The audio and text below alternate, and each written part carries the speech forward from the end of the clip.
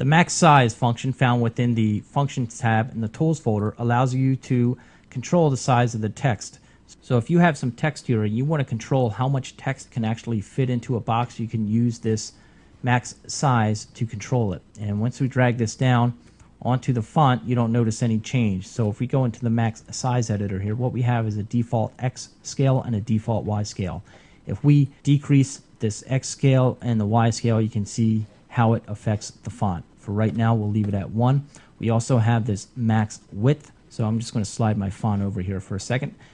Under this max width, it's set to 1000 by default. So if I type in 500 and come back into my text box and then start typing within this text here, once it reaches 500, what it's going to do is start to shrink the font on the X scale. And it's setting this margin here of 500 that sets that variable.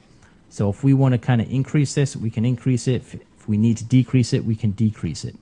It's right now shrinking by default on the X scale. We also have this scale Y. So if we turn this on, it now shrinks it proportionately and not just on the X.